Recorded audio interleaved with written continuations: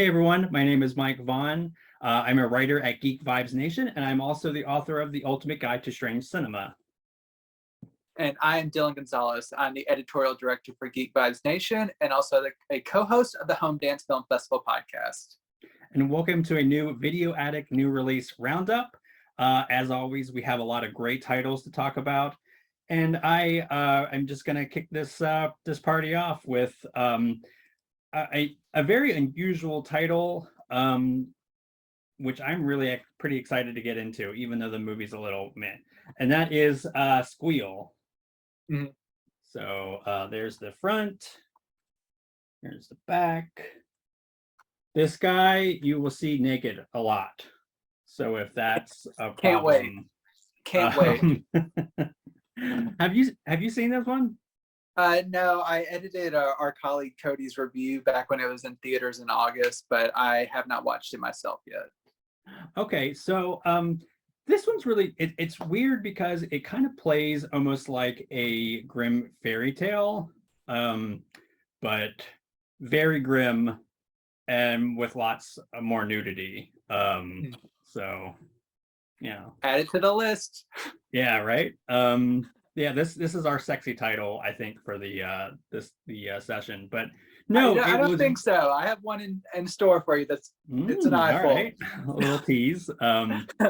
So what's really interesting is there's an English narration in here, which feels a little bit awkward, and it's really interesting because it's done in a different language, but the narration is English, and that and the sort of like short runtime makes me kind of wonder if this is a US cut with the narration added.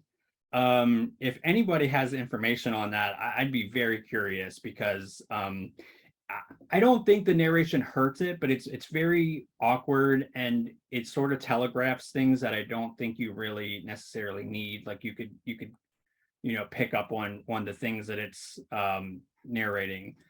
But yeah, I will say this is good. It's a really interesting, weird film, but I do think that it feels very underwritten at times. And again, it kind of makes me wonder if there's a longer cut of this film.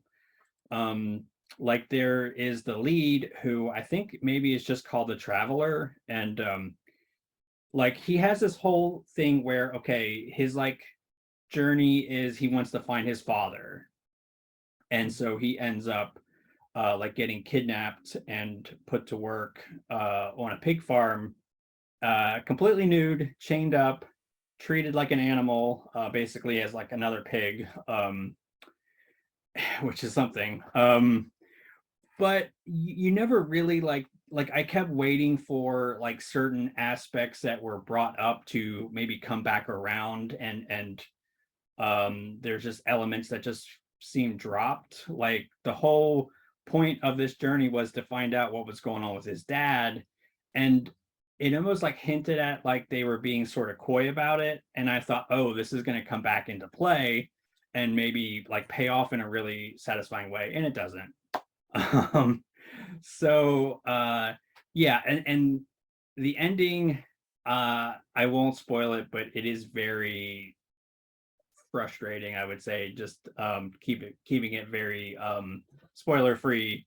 But he decides to do something that I think is really weird, and I don't mind stretching my disbelief for a movie, but this takes that to a whole extreme. So yeah.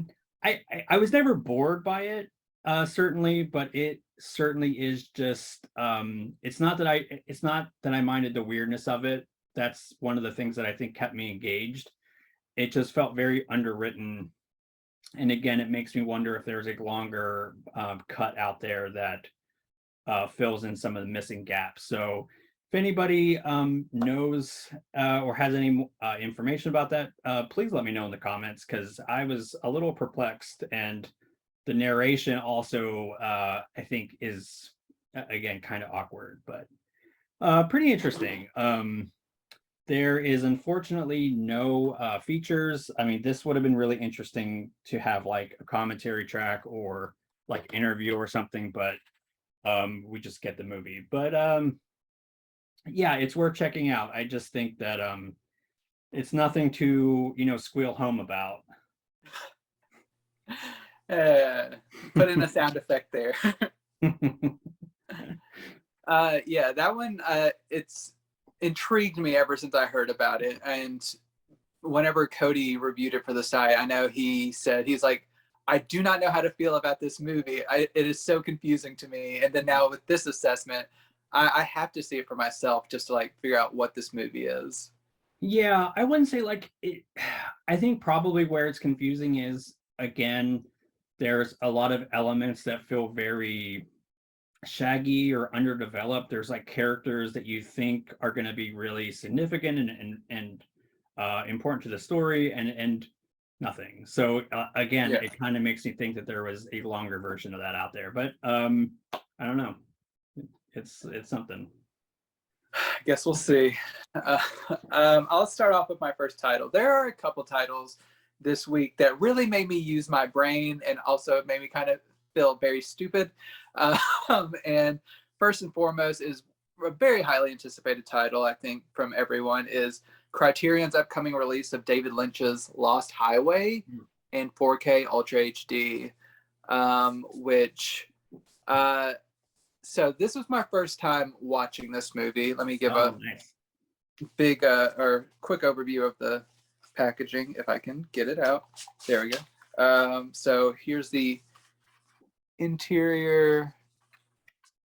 Nice back. Open it up. There's a book and 4K and Blu-ray disc.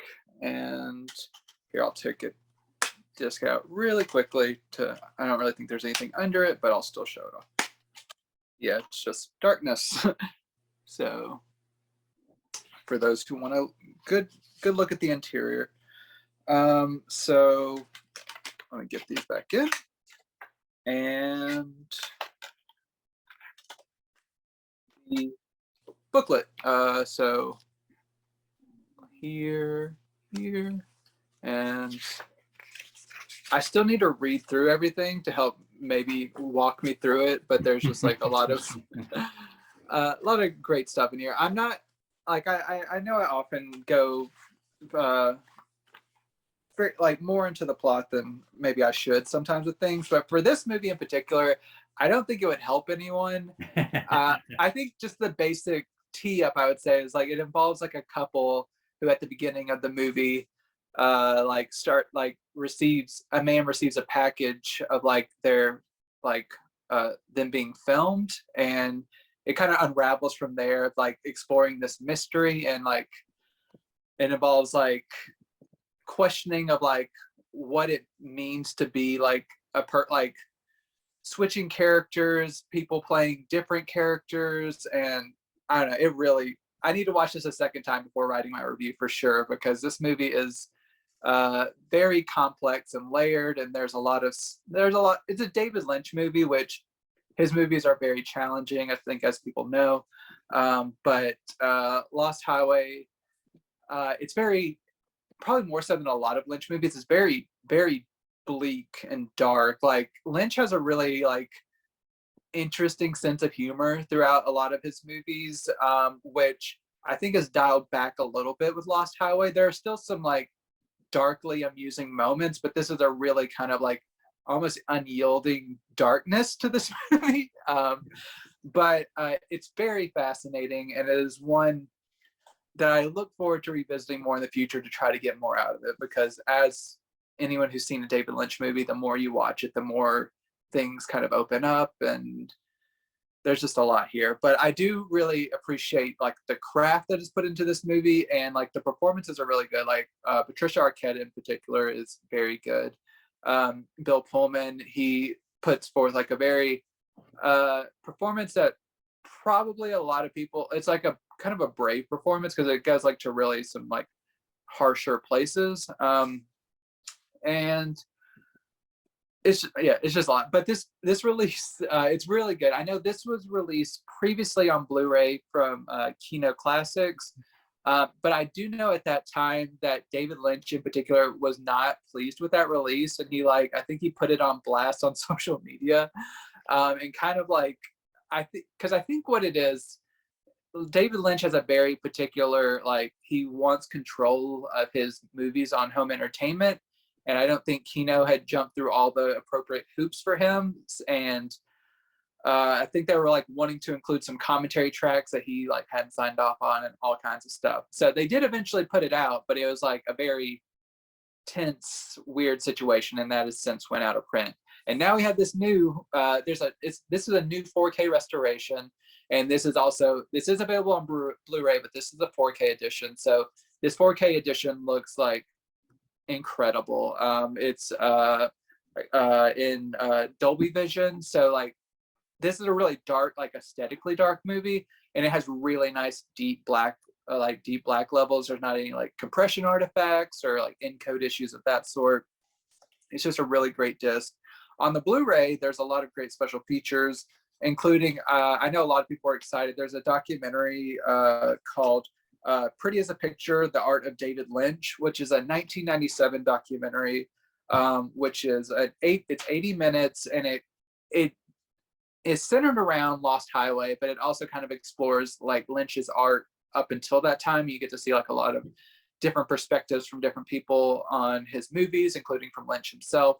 So it's a really great kind of vintage documentary that's like I would have probably bought on its own, but I'm glad it's included as a supplement on here. It also includes a couple of other kind of brief feature. There's an interesting feature. There's a excerpt of Lynch and his co-author reading his like a chapter from his 2018 book, which runs about 43 minutes. So it's just like hearing a chapter of an audiobook on this disc. So that's like an interesting addition. There's like a 13-minute making of, and then like a 12-minute 1997 like collection, like an interview with David Lynch. So there's not really any like fresh special features made for this, but I think that's kind of because that's how Lynch dictated it. So I think Criterion gathered all of the material that he would sign off on and included on this release. And so yeah, it's a really great restoration, first and foremost. Like it looks and sounds really great, but then like there's a pretty good assortment of special features, all things considered. So if you're a fan of this film, Criterion had you covered with a 4K release. And if you completely understand this film, feel you have it down cold, leave a comment, explain it to me like.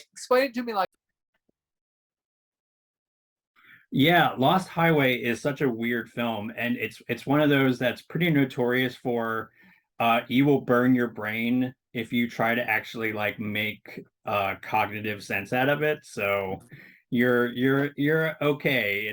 It's everybody else also doesn't understand it, but like I think Lynch is kind of smart for being really coy about when people ask him what his movies mean. I think they're sort of a blank canvas that you can actually kind of project pretty much what you want onto it. But yeah, he's pretty smart about being coy with that. So my next movie isn't as bizarre, but it's still pretty weird, and that is Love Brides of the Blood Mummy. Whoa, what a title. That is quite the title. And I want to say that like Mondo Macabro really came to play with this release. Like I'll deep dive some of the features, but I'll tell you about this weird movie first. So the title basically tells you everything you're gonna get here. Blood, brides, and a mummy, although the mummy's like not of the bandaged variety, which was a little disappointing, but it's more like a pharaoh guy in like traditional pharaoh-y costume, but not like I was thinking it was going to be like a mummy, like the whole like bandage whatever. How disappointing. Yeah, it kind of was, but it's really something. So if you I will say that if you don't like sleazy Eurotrash, I don't know if you will have a good time with this movie. But if you do like that kind of genre, you will certainly not be disappointed. The nonsense plot, and I'm using plot maybe very generously here, is anchored by plenty of nudity, sleaze, and some splatter for good measure. I will say that this movie utilizes a lot of great outdoor scenery, which I think even though it's clearly low budget, it kind of gives it that like a really nice elevated feel. But this movie just unabashedly Z grade trash. But what I really like about it is it has this dreamy, surreal quality, which I think like kind of further puts it in that like that uncanny valley place that I really like. So um, I do want to mention that this movie does have a lot of sexual assault scenes, like a lot. Um, so I just want to like mention that because if that's like a trigger, then you might want to maybe pass this movie up altogether. But yeah, it is it's like multiple scenes. So just a fair warning. But again, if you like really trashy, weird, like the plot, like this doesn't really have a plot, but that's fine because it's so engaging and fun and strange. It's just like that car wreck thing, right? You just have to keep watching it to see like where it's going next. So this has actually, I guess two versions of the film. So there is like the regular cut, and then there is a 8 millimeter cut down version where it's literally like a 6 minute Super 8 Yeah.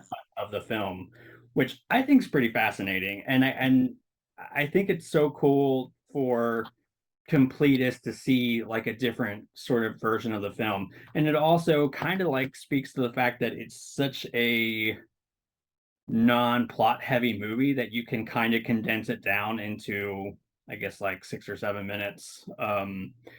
But Mondo also does prior to going into the Super 8 cut, it does give you a lot of interesting context behind that particular version of the film, which is really great for film scholars. So I think that's pretty fascinating. I know for those who pre-ordered it in like the red case edition, it has a booklet. This does not. That's just the inside.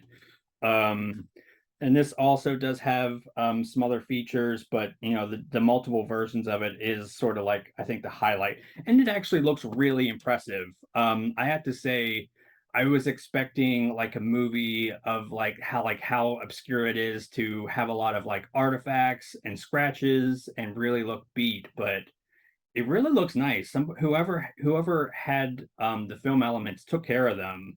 It's not perfect by any means, but I really did not notice a lot as far as like any like really rough material. And overall, like the colors pop really well. Again, the scenery is really nice. So like the shots of the countryside like just looks beautiful. And I mean, Mondo really again came to play with this release because it is really fantastic all around. That sounds great. Yeah, we're especially in the month for it, it being October, so that seems like a perfect addition to a lot of watch lists, and that seems like more obscure, so that's a good recommendation. I had a feeling that we were going to like at this point in the show need a palate cleanser. So I got the perfect one here from Shout Factory Kids. This is a Shaun the Sheep movie, Farmageddon. Oh, Which I really like this movie, and I'm glad it's getting a physical release because in the States, it hadn't got a release yet because this was a Netflix movie. But luckily, this is one of those special Netflix movies that has a distributor who can like license out to a like a specialty label, and now we get this on Blu-ray over here. So thanks for Shout Factory for putting this out. I first watched this I think in like early 2021 because I was getting to it for it was nominated for best animated feature at the Oscars, so I wanted to get around to it. So I had the first movie forever, and I finally got around to watching it right before this, and I really love both of them. I will say probably the first Shaun the Sheep movie makes me laugh a little bit more, but this one is a really good time. just for a quick plot rundown, it's about an alien rabbit who comes to Earth and starts getting into crazy trouble, and Shaun tries to like fix everything and keep him from getting into trouble, and like just get him back onto his ship and have everything chill, as Shaun does. He's like, there's chaos around him, but he's trying to keep it chill. I love Aardman animation. Like, I just so appreciate everything they do for the world of like claymation, like everything that they like, all of like the handcrafted work that they put in for every feature is just so amazing to me. I'm a big fan of like Wallace and Gromit and like all of those, like Chicken Run, everything. It's a lot of fun. But Shaun the Sheep, Farmageddon, it's just another great entry into their work. I think like as the years progress, like even the technology gets a little bit crisper, like their process, it gets a little bit more seamless every single time. So just the like craft they put into this movie is just astonishing. I love it. This release, it looks really good. I think it's comparable to, I think it's a 4K stream on Netflix. So I think it's pretty comparable. Like, it's very solid encode. Like no compression artifacts or anything of that. It's just very clean, nice animation. It sounds great. It also has a decent array of like brief featurettes, but like there's a good number of them. Some of them are more geared towards kids, like how to draw certain characters or how to make like little crafts and stuff. But there are also like little small like making up featurettes and like a history of Shaun the Sheep, like thrown on a lot. So there's like something for adults and then like something for kids, like to like just make from the movie, and it's fun for them. So it's fun for me. I'm a kid at heart. I'll make stuff. I'll draw things. So yeah, Shout Factory did a really good job with this. I'm glad to have a physical version of this to have on my shelf, and it'll go right next to my Shaun the Sheep, like the first one, Blu-ray. So thank you, Shout Factory, for Farmageddon. It's a really good release and like good for kids or adults, honestly. Yeah, that sounds awesome. No, I do really love like those claymation films. And yeah, we should probably do a video where we make these crafts. I think that would be awesome. Just two grown adults just like indulging in like cool Aardman animation. Yeah, why not? That'll be our best performing video. Just watch. It probably would be, yeah. So I'm sticking with the family friendly variety here with DC League of Super Pets. Oh my gosh, this was so much fun. Have you seen this one? Yes, I just turned in my review this morning. Oh, nice. Yeah. So as you can see, shout out to Warner Brothers for not just dumping this, actually giving it like some really nice features. Slipcover. And so this will have a digital copy that's not in there now. Those are the discs. Yeah, gosh, this was a lot of fun. I have a character in here that I identify with strongly. Can you guess which one? The big bunny? I don't know. The turtle. The Oh, old okay. cranky, but like weirdly like always randy like. And oh gosh, I'm sorry, I'm blanking on her name, but she I love her and I can't think of her name. Who voices Kate McKinnon? No, that was the evil guinea pig. Natasha Leone? Oh yeah. Yes, I love her, and her character in this is great, and I identify with it strongly. So it's really funny because I think to best sum this up, it does feel kind of like a superhero version of Secret Life of Pets. I don't know, it sounds like you'd probably agree with that. I think that's a pretty accurate assessment. Just like throw in some superheroics and you're good. Yeah, and so like the story is by no means groundbreaking, but it's really enjoyable. And again, the animation is top notch, as is the voice talent. Oh, every time they blink the turtle, oh my gosh, I love that. It's like this like filthy turtle that has superpowers in this kids movie. Mm, Like we're here for it. yeah. But yeah, there are elements that I thought maybe could have been stronger. Like I said, the story is maybe a little bit too sort of by the numbers, but again, I enjoyed it. It's certainly a movie that I could throw on, I could watch anytime, put me in a good mood. And I mean, I could definitely see like kids really gravitating towards this a lot. So it's really fun. My husband and I both got a big kick out of it. Like the animation in the 4K looks really spectacular. Like so I'm like you where I think I try to avoid streaming it until I can see like it in the proper 4K, and this did not disappoint. I mean, the colors just pop, you can see every little detail. And again, we're at a time when the animation is just so beautiful that like it's just seamless. It's great. So yeah, it's awesome. Again, the featurettes are really cute. It has some deleted scenes. So yeah, and this also does have a how to draw on it as well. So maybe we have to do this and Shaun the Sheep. But Yeah. yeah, really fun. I am excited for people to be able to finally catch that one on 4K. But my next title, um, this is a recent HBO kind of mini phenomenon. I saw a lot of people really excited about this series. This is A Winning Time: Hmm. The Rise of the Lakers Dynasty, which is newly out on Blu-ray. And this is from it's not created by Adam McKay, but the first episode was created by Adam McKay, and kind of he really puts his stamp on the sensibilities of this show. So it's like a lot like his work with like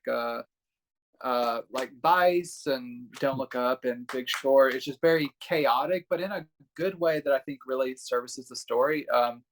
This series is a lot of fun. This first season is 10 episodes. I saw it viewed or billed as a mini series at first, but then it has been renewed for a second season. Um, and it does like it kind of starts out with kind of Magic Johnson receiving his HIV diagnosis, and then it kind of flashes back. And it's a very interesting show because there are a lot of elements that are like truthful, and it kind of like hits the broad strokes of like the Lakers ascendancy and like the mania surrounding like this team in their prime in Los Angeles.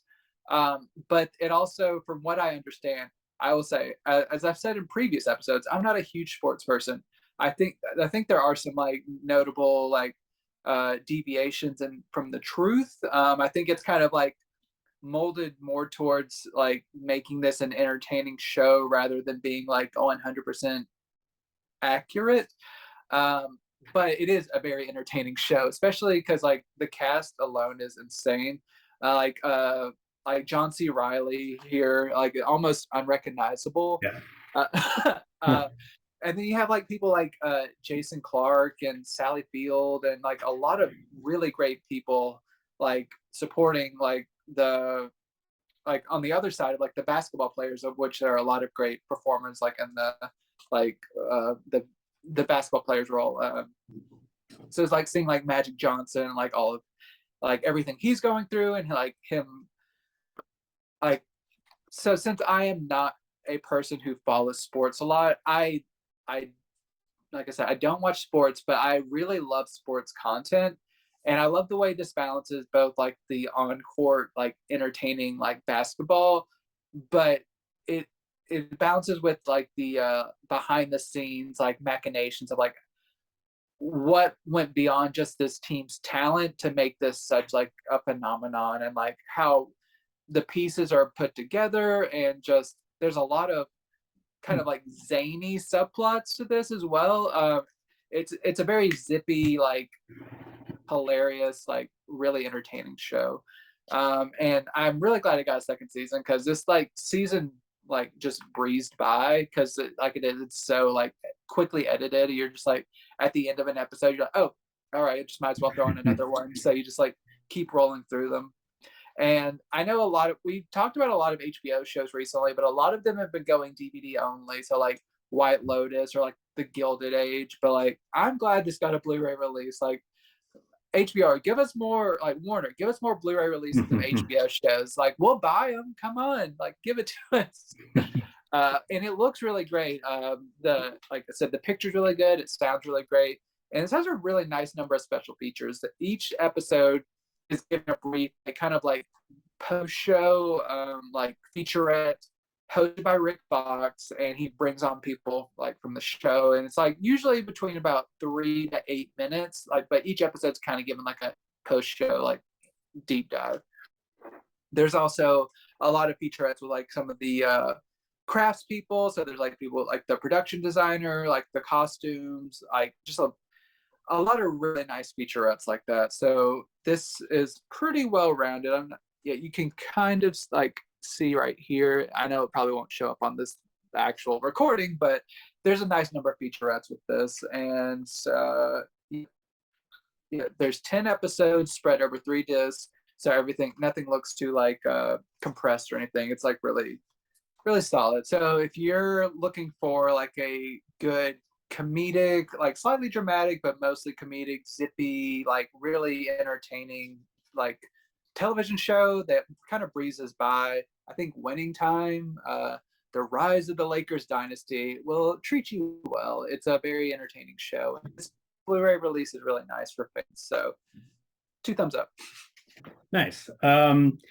So we've been having a back and forth of like racy titles and like provocative covers and stuff. So my entry is Indecent Proposal. Mm-hmm. And this is the 4K and Blu-ray from Kino Studio Classics, and does have a commentary track. And we'll peel this thing off. Look at how racy that looks. It's there's a lot of shenanigans going on. Passion. And so what's nice is this isn't always the case. I think it depends on like what kind of deal they strike, but this does have a Blu-ray included as well as the 4K. So that is good to know if you are not quite, if you don't quite have a 4K player or TV yet, but are planning on getting one. So have you seen this one? I have not. No, I've had the like older Blu-ray for a couple of years now, but I haven't got around to watching it yet. So this comes from the director of Fatal Attraction, and actually that had a 4K release as well from Paramount. And so you would think that given these facts, right, that this would be like a sexy thriller with like a lot of suspense and some like really like white knuckle moments, but it actually isn't. It is not it is erotic, but it is not like a thriller. So I kind of went in with that expectation, and I think I was a little bit disappointed. This honestly is more of a drama than like a thriller. It's really well acted. I mean, I Robert Redford is awesome. Demi Moore, Woody Harrelson is like just amazing cast. But I never wanted to see a sex scene with this guy. Okay, like I'm Poor sorry. Woody. I Poor know, I Woody. know. But if that's, hey, listen, if that's what you're into, any of the viewers, then Yeah. you might want this title. But no, it's fine. It's just the pacing is not very great, and again, I kept thinking like, what's the angle? Like, what's like the thriller part? Gonna like, and it was just kind of a basic straight people drama. So it's fine. It is beautifully shot. It is well directed. It's just I wasn't that engaged with the story. Um, and you know, that's kind of a shame because I like the director's other works. I love these actors, like they're fantastic, and they're all great together. Like this, and you know, like the supporting cast is really fantastic. But yeah, it didn't really gel with me that much. But yeah, so this comes from a new master that was approved by the director. And I always love when they can do that, when they can get the director or the cinematographer to like sign off on a like the look of the film and a restoration. So that's what we get here. And it does look really nice. Again, this is a beautifully shot movie, and I think that you know, it's a very like warm, crisp, um, like looking film, and they really do capture that kind of sexy 90s sort of like vibe. But yeah, again, it's just plot wise, it just didn't give me what I needed. But if you like this movie, gosh, this is a really good addition. And I don't know if this commentary is new. I kind of am thinking it was maybe ported over from a previous release. Um, but however, whatever the case is, it's there, and it's actually a pretty interesting commentary track, also. So that was actually fun to watch it for a second time with the commentary because this was the first time actually I seen this. So that was pretty fun. So it didn't connect with me. It might connect with you. It is a great release though, and it looks fantastic. Yeah, I mean, like I've waited this long without seeing it. I might as well just like see it in the best quality. So I'll probably have to upgrade. And that director's work is kind of like hit or miss with me, but I am interested to check this out and see how it goes. Yeah. But I don't mean to one up you in like the sexiness department, but this is what I was referring to earlier. This is the new Music Box Films release of Sex and Lucía. This has sex in the title, like you know. But it is okay. It's not as like tawdry as maybe it sounds, but it's actually a really engaging movie. So you have this here, and one of the interesting things I found about this movie is like the structure. I was reading an IMDb review, and very coincidentally, someone compared it to Lost Highway, and I was like, "This is so wild that I would watch these two movies in the same week." But I can see kind of what they're saying because it starts out Lucía, played by Paz Vega, which this movie's been on my radar for a long time, like since I was probably too young to know about this movie. Because ever since Paz Vega starred in this Adam Sandler movie called Spanglish, which I have like a really soft spot for. And like I was like looking her up afterwards, like after I saw this in theaters, probably back in like 2004, I believe. And I was like, ooh, what's she been in? And I saw this title and I was like, interesting. And now all these years later, I'm like, all right, let's get to it. But she plays a waitress, but she starts off like getting a telephone call from her boyfriend that's kind of concerns her, and she believes that there's like something, like he's a little bit off and like he might be like in a bad place. And then the rest of the story unfolds in kind of like a oscillating between like the past and the present, and like interweaving like what is actually happening and like what is like kind of like a imaginative, like magical realism almost, because her boyfriend is like an author, and he is like it's actually more so focused on him, and kind of like it's like a reckoning of the past, because it also like goes back to whenever like years ago he had like this one night passionate like affair with this woman, and they never exchanged names or anything, but she became pregnant, and like so it's like eventually that past comes back to like haunt him, but not really. It's not so much like he is getting punished for what he did in the past. It's more layered and nuanced than that. It's more so like people freely going about their lives, and like the process of artistic creativity and like sexuality, and because like these are very sexually free people, and this is a very like erotic movie. I saw like it's like this pull quote is like one of the most erotic movies ever made, which Wow, after bold statement. seeing it, I can kind of see it because there are like some times where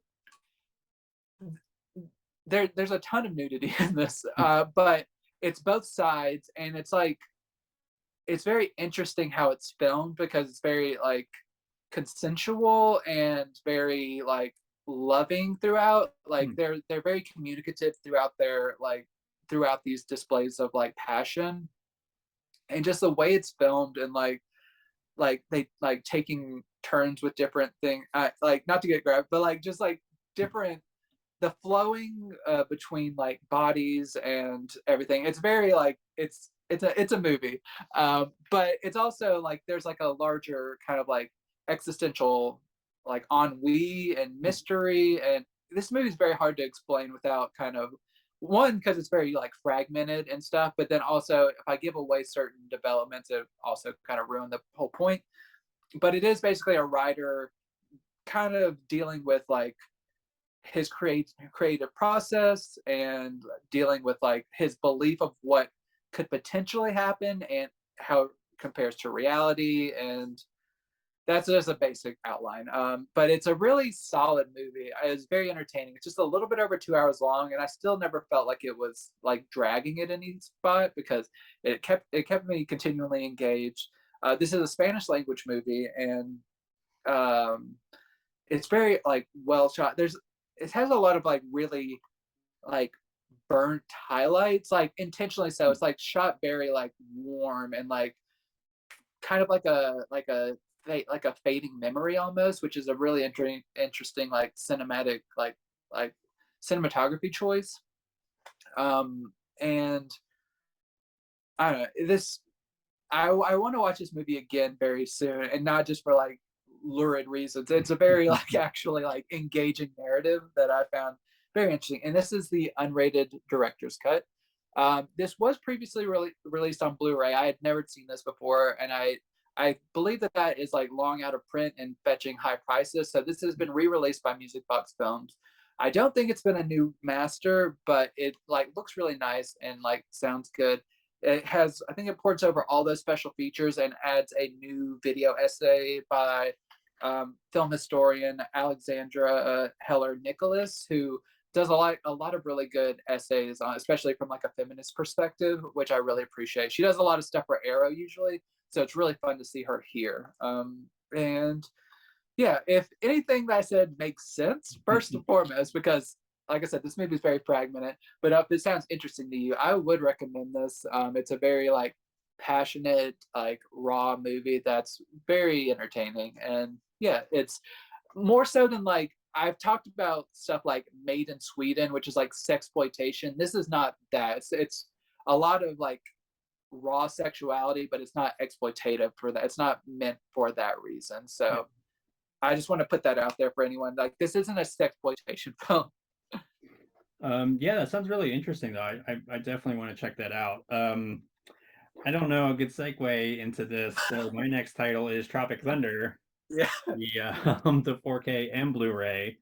And I really love the cover choice that they went with too. So here's the back, and this does have all the features ported over from the previous releases. Um, and we'll take it off, the slipcover off. We're just getting naked here with the Whew. things here. So I yeah, mean, after that last conversation, that's a lot to say. yeah. So it is worth noting that the theatrical is in 4K and the director's cut is in Blu-ray. Now the Blu-ray is like a new remaster. So yeah, I really like this movie, but I was a little bit dreading talking about it just because even in 2008, this pushed a lot of the limits of good taste, shall we say. Yeah. So yeah, right off the bat, I do kind of want to address some of the cringier aspects. there's no getting around that Robert Downey Jr., as much as we love him, uh, did wear blackface for this movie. It is kind of lampshaded that it's shitty in the movie, but it's still, the thing about lampshade is it doesn't critique it, it just sort of acknowledges it and then goes on. So yeah, there's that. There's some fat phobic stuff. There's a queer character, but it's not handled the greatest.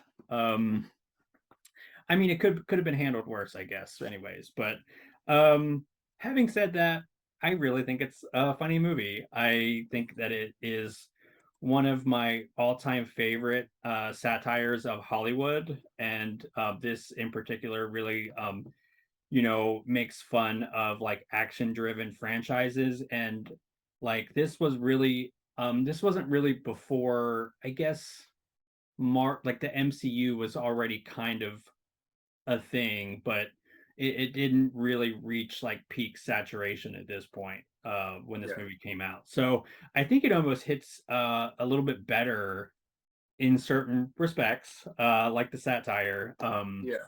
because again, they sort of like savagely skewer like franchises and just Hollywood and how it's so soul sucking and vapid. And we all didn't realize how funny Tom Cruise was, right? Yeah. Yeah.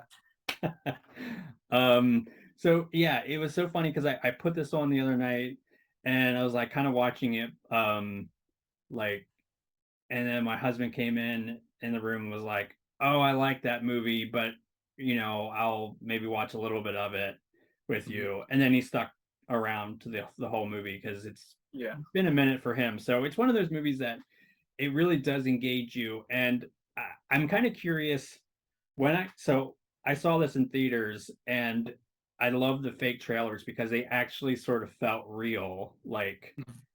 in the theater. I think my favorite fake trailer is the one for Satan's Alley, I think it was called, or the Is that one one where with, he's a priest? yeah, yeah. Yeah. Yeah. And it's like it won the Beijing Crying Monkey Award. Um, I love that so much. Yeah. And it kind of surprised me because like they use like Fox Searchlight um as like, which is a real like does artsy movies like that. So yeah, Yeah. gosh, it is so funny. Again, if these things are I mean they are offensive, but if it's something that understandably if you can't get around, that's fine. Like probably don't watch it, but it's one of these things that dealing with outdated media, like and how you handle that, I think Mhm. is a complex topic that I could talk about for an hour, but I'm not. But just to sum up and say, if you can get around that, I think it's pretty funny. It holds up for the most part. Yeah, it's been a while since I've seen that movie, but I also saw it in theaters and I've seen it Mm. a couple times since then, and I freaking love that movie. It's hilarious. So I'm glad it got a 4K release finally. It deserves it. Yeah, and it really looks fantastic. It's one of those movies that it always like bugged me. I don't know if it did you, but like just like the way it was shot, it just looks kind of ugly at times. And I think like it because in the older like releases, it looks a little too oversaturated. Mhm. And I think that again, this was supervised by Ben Stiller. Oh, nice. So like he's actually signed off on how this looks, and it does look significantly better, I think. It just doesn't have that like really ugly, oversaturated 2008 look. Like I mean, that's how it was shot. So it still looks a little like that, but I think they were able to sort of fine tune it where it just looks really nice now. So That's awesome. Yeah, definitely gonna pick that one up. Uh, speaking of, it's interesting you were just talking about the look of a film because it goes right into my next title. It's a documentary called Cinematographer, which is a good one for like film fans like us. So like this isn't exactly just a documentary about like the art of cinematography, which I would also freaking love because I'm a film nerd. But it does deal like within that world quite a lot. It mostly deals with I want to get his name right. With Donald M. Morgan, him and like a couple other like notable cinematographers, primarily like who've like shot films like The French Connection, The Graduate, Unforgiven, like a lot of like kind of like the heavy hitters over the past few decades. Like they have probably had like a hand, like one of the like main three of them have probably had a hand in that, and it's mostly exploring their work as cinematographers, but also having like a personal element, so which I'll talk about in a second. So this documentary, like it does dig into cinematography and kind of that sometimes the interesting like relationship that like a director of photography can have with the director, and like how sometimes there can be like strained whenever there are certain like creative like differences, like how like they think things should be shot, or like unreasonable requests, and like that type of like nitty gritty like behind the scenes drama, which I live for and I think is very fascinating. Like any Hollywood insidery stuff, I'm just like, sign me up, let's do this. So it delivers on that respect, but also the personal aspect is, especially Donald. He is a recovering addict, and it deals a lot with his place in recovery and how he has also helped out other struggling people. So you have like certain other people in the industry, like certain actors, who like come on and talk about how after he sought recovery, like how he helped others and how his like kind of leadership and guidance helped them out of like dark places. So there's like a really personal note to this as well, and like kind of reckoning with the fact that like Hollywood is such like a like vice ridden place. It's hard to kind of keep clean within the Hollywood system because there's just so much going on. So especially like decades past when it was more like, oh, that's it's like rock and roll, and we like everyone's doing like drugs and like we're like just debauchery all the time. So it's really interesting in that respect of just like getting a portrait of Hollywood from decades past and seeing how like these figures worked within that and tried to maintain their sobriety and like the good they've done within their little small close-knit community of like recovery. So it handles both pretty like well. Like if you're wanting to like learn like the like ins and outs and like like fun details about like being a director of photography, there's a lot of great stories about that. But if you also want just like, if you're not like a hardcore movie nerd as well, like we both are, admittedly, we there's also like a very human aspect to this. I think that even like casual movie fans can like latch onto and just like, okay, that's like a very relatable story, and like that's a very compelling story on an emotional level. So this movie kind of really balances that well. So this recently came out. I think it was like a 2020 release. I haven't seen a lot of like, I was trying to learn more about this movie, and I haven't seen a lot written about this. So I think this is one that more eyeballs should be on for sure. Cinematographer, there's not like pretty much any special features. I think there might be a trailer, but the movie itself I think is entertaining. I'm glad it got a Blu-ray release, and it looks really nice. Like as good as a modern documentary should look, it looks good. So cinematographer, especially for movie nerds, but I think just documentary lovers at large, I think it's a really solid documentary. Nice. I really love when, they can add a, as you say, human element to the documentary to sort of, make it a little more engaging. So that sounds really awesome. It is October. It is like the best time of year for horror fans, and I was chomping at the bits to talk about what I consider my all-time favorite version of the Dr. Jekyll and Mr. Hyde story. So I'm assuming you've seen this one.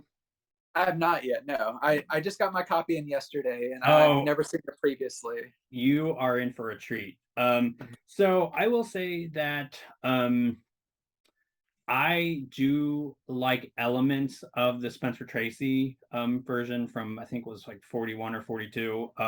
Yeah. I I overall like this better. It is much darker. So this is a pre-code movie. This was 1932, and so this really um ramps up like the sex and the violence.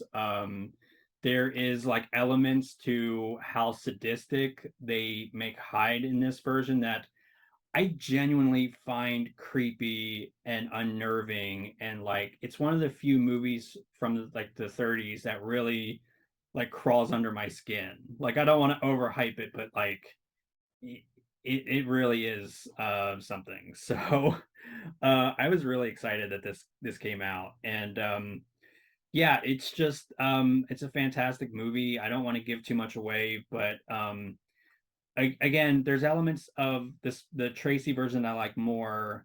There's elements that I kind of wish I could fuse elements of both of them together, but yeah, for me, like this is my favorite.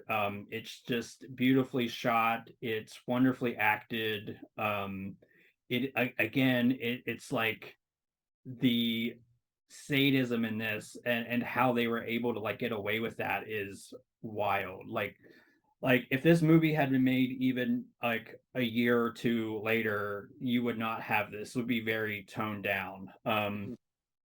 So um this is really exciting because this, of course, has the Greg Mank um, commentary track, which is fantastic. So this is a part of that double DVD release that I can now retire since I have both of them. But Yay. it's a fantastic commentary. But um, Steve Haberman also did a commentary track, and Yeah. I don't know if this is new or exclusive to this release. I believe it is. I went back to check, and in the DVD release, it only has Greg's commentary track. So I hope I'm not telling fibs, but that I really think that this is a new commentary track. So that's really fantastic. And I'm a big fan of Steve's work, his commentary work. You know, he always comes well prepared. It is like certainly the case here. He knows his stuff, and it was really fun going back and rewatching this, and then listening to his commentary track, which again I believe is new. I did send him a message to ask him, but he did not get back to me in time. So if this was for a previous release, it was maybe like a non-region US release, because I know that this I think was just done for this release. But anyways, so it has that, and it also has the radio broadcast, which was I believe also not on the DVD release. So not only does this look much better than DVD release, but you do get new features, and I I, I love Warner Brothers for doing that. Like, Mhm. hats off. They really have treated this release with the care that it deserves. As far as it looks, Warner Archive is always like on point when it comes to their restorations. This is like just stunning. It's beautiful looking. It's like again, I've seen this many times on the old DVD release, and while that release wasn't bad looking, like this certainly is a lot cleaner. A lot of the scratches and artifacts have been removed. The contrast in the black and white is really nice. There's a lot of like crisp, clean detail in the set design that I had never noticed before, and I'd seen this movie like a lot of times. So it was such a treat for me, and I'm so excited for you to check this out because it's really fantastic. And kind of the perfect time to watch this, and it is really worth checking out. I hope releases like this do well because I want Freaks on Blu-ray. I want it Yeah. so bad. So yeah, highly, highly recommend it.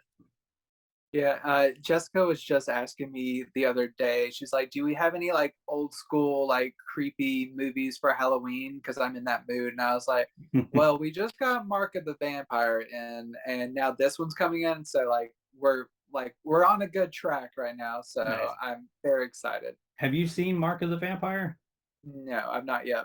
Um, it's good. I will say it's definitely not one of my favorites, but I won't spoil anything, but I will say like the coda on the film is it's so good. So I look forward to it. Moving on to a movie I've like kind of heard about all my life, but I had never seen before, and I was just like, I was glad this was getting a Blu-ray release, and this is MBD Entertainment's Canadian Bacon with John Candy. So yeah, never had seen this before. Popped it on last night, and probably the most fascinating thing about this movie. Do you know who directed this movie? oh gosh, was it Ramus? No, documentary filmmaker Michael Moore directed this. Oh It's his wow. only narrative feature. It's Hmm. wild.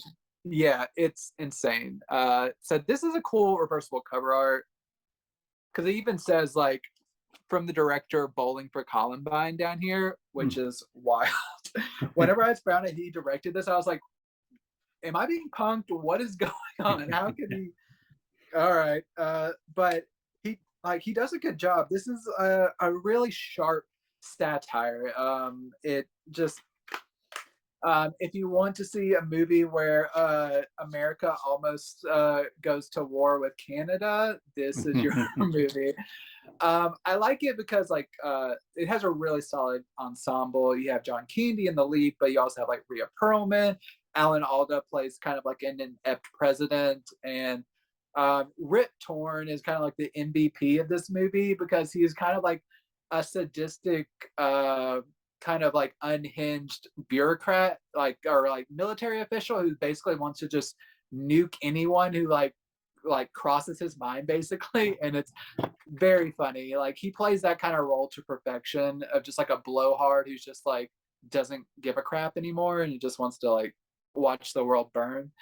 Um, but so yeah, John Candy, he plays like an officer in the U.S. who kind of like due to circumstances, I won't go through all the plot machinations. He feels like he needs to go to Canada to uh basically kickstart the war, and but it's like through a miscommunications of like, and Russia gets involved a little bit, and there's like just like basically they're on the verge of like a cold war with Canada, and it's very funny. It's like a sharp satire of like how like ready to pounce America is on like any situation, and how we kind of use like different developments, like political developments for like specific like political maneuvering, like getting political clout by seeming like you're like tough on foreign policy and that type of stuff.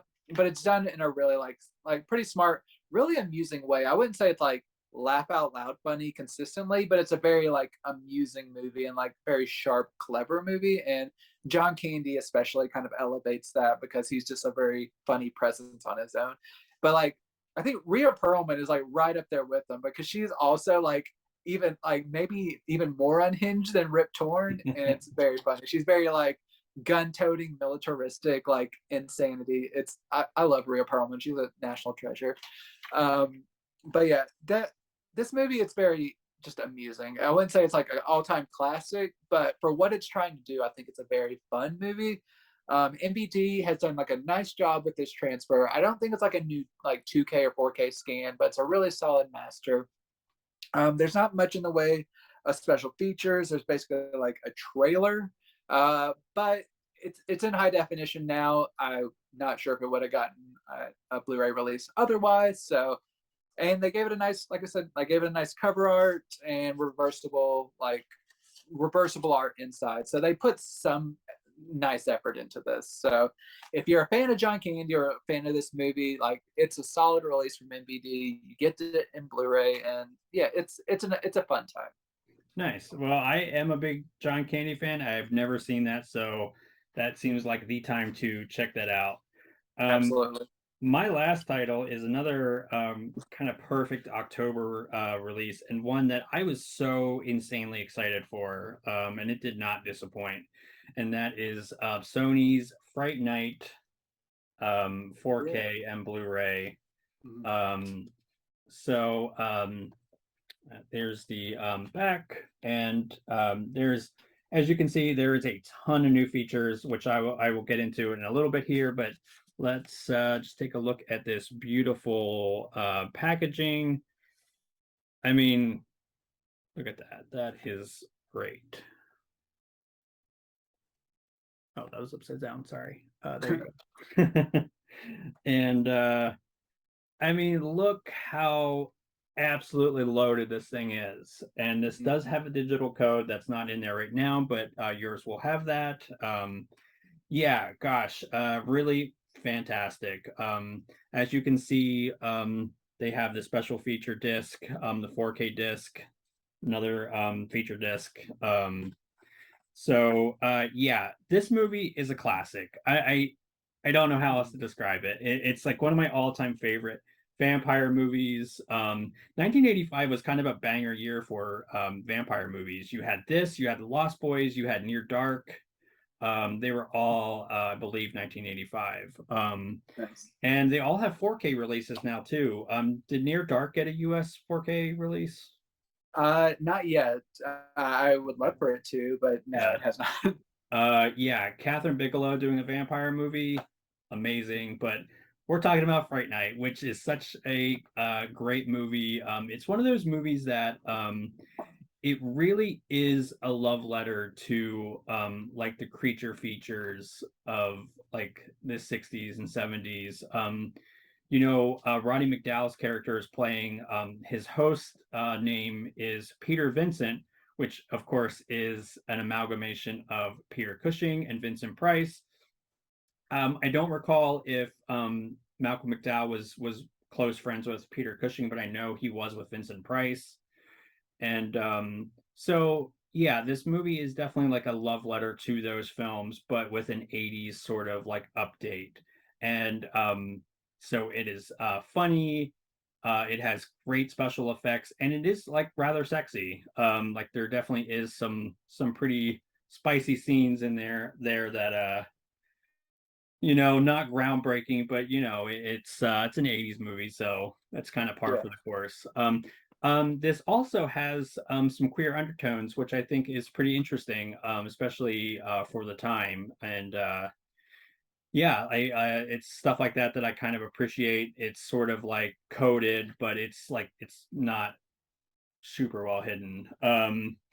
So yeah, this looks fantastic. I've seen this before, but honestly, I held off on the Twilight Time Blu-ray because by the time I got around to it, it was out of print and expensive. So I this was the first time of like seeing it like in like high definition and really just fantastic. Again, like similar to their Bram Stoker's Dracula, like they really did a nice job of like getting like the feel and the color scheme like correct. It's not oversaturated or muted.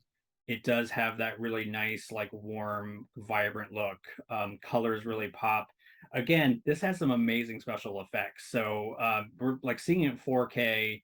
You really do get to appreciate just how like masterful and beautiful like those effects are.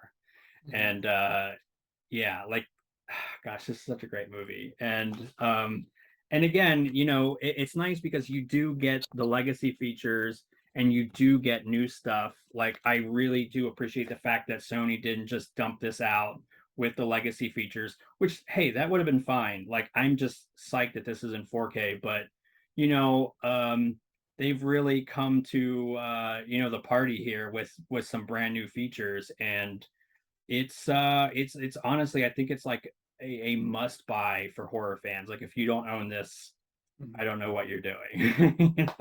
Yeah. Whenever Sony announced that this Fright Night 4K release was coming out, and I saw the list of special features, I was like, did they just suddenly turn into like Era Video or something? Because it was so stacked with special features. I was like, it's like a boutique level Yeah. release from a major studio, which is insane. Like a lot of studios don't put near that. Like Sony usually does a really good job of like adding like a few good special features, but there's a lot added to this, like a whole disc full of just Yeah. special features that are crazy, and I'm just like, they really showed off with this release. I love Yeah. it. Oh yeah, it's really fantastic. Again, like later on, I'm going to be talking about the Francis Ford Coppola's Dracula, but and that's a really great release. But gosh, this one, if you were a fan of like great '80s horror, this has to be in your collection. It's really, really terrific. That's awesome. uh my final one, it's quite different than pretty much anything we've talked about today. And it is massive. I will have to say, like, even I watch an ungodly amount of content, but even I have not watched everything in this because it would take me probably 5 weeks to watch everything. But it is the complete series of Melrose Place because that's 7 seasons. Look at this freaking monster of a release. Wow. Like, there has to be probably, I would assume, like 40 something disc. No, 54 disc Wow. in 2 hours or over 2 hours of special features alone. So uh, I did check out episodes from each season, and I've watched the earlier seasons.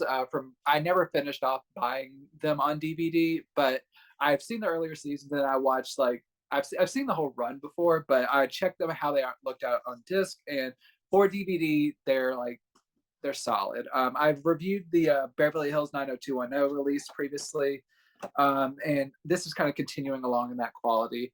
Here's like the first 3 season case. There's a lot of stacked discs because when you're dealing with like that many discs, so you have to like, it's like I said, it's a freaking monster of a release. Uh, uh nope, nope. It's coming apart. It's too much. It's too much for me.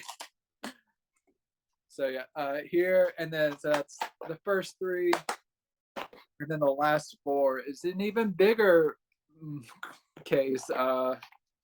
Just trust me, they're disc upon disc upon disc on this release. I think what you can see, this was a trick I did whenever I was reviewing the Beverly Hills 90210. If you take it out, you can kind of see how all the special features and episode are distributed on the back. So you can see like when there's like commentaries or deleted scenes and all that. So uh, there's not like no booklets or anything, but that's a way to keep up with what's on what disc whenever you're dealing with over 50 discs. That's insane. So yeah, this show, it's not going to be for everyone. I personally am like a sucker for like soap opera drama type stuff. Like I grew up in like an age of like the OC and One Tree Hill and all that type of stuff. And then I kind of navigated back to the OGs and became more familiar with the originators of like such stuff, like Beverly Hills 90210 and subsequently Melrose Place. And I just love good, trashy soap opera fun. You got like Heather Locklear playing like an iconic, like love to hate her type character.